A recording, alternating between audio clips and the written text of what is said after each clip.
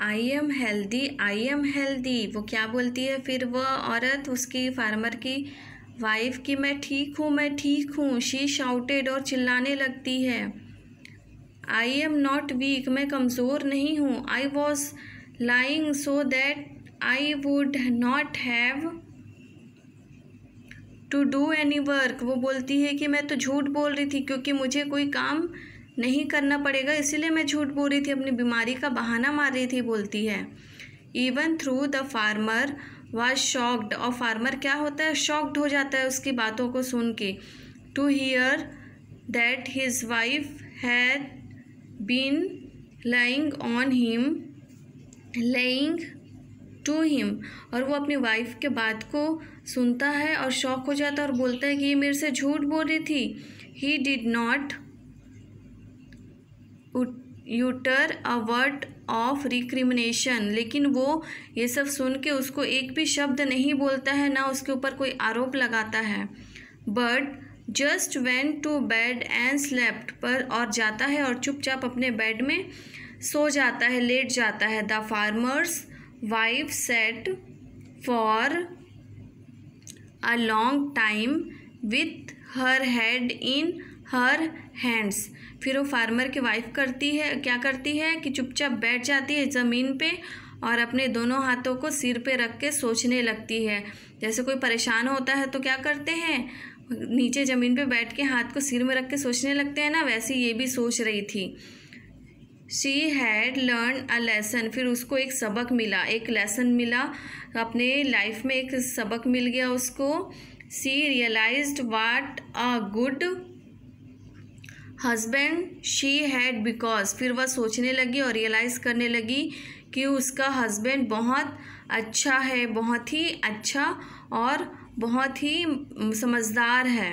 Even after hearing the truth, जब वो उसका सच्चाई जाना, he had not got angry और सैड एनी स्पीचफुल थिंग, और उसको जब सच्चाई पता चली तब उसने उसको कुछ भी नहीं बोला और ना ही उसके ऊपर कोई आरोप लगाया, चुपचाप जाके सो गया, है ना।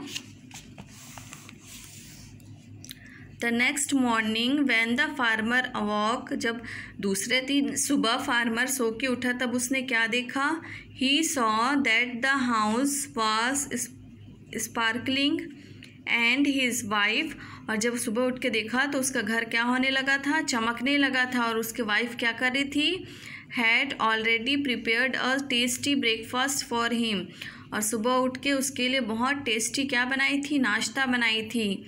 सी अपोलाइज्ड फॉर हिज मिस्टेक, उसको अपनी गलती का क्या हुआ, पछतावा हुआ।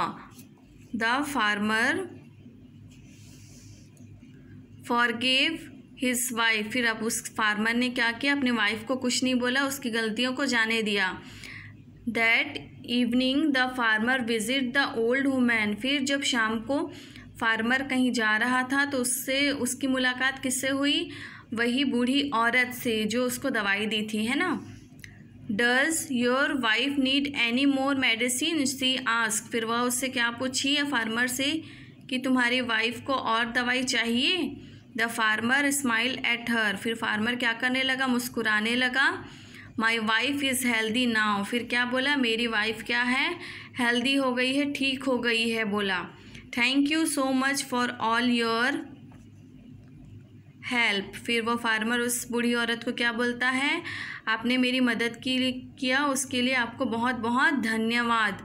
ही then walk back to his home with a spring in his step, फिर वह बैक अपने घर वापस आया और उस टाइम क्या का मौसम था, स्प्रिंग मौसम था। स्प्रिंग मतलब आधा हल्का हल्का क्या था, गर्मी गर्मी था, और उस मौसम में वो वापस घर आया शाम के टाइम में, शाम का मौसम चेंज रहता है ना।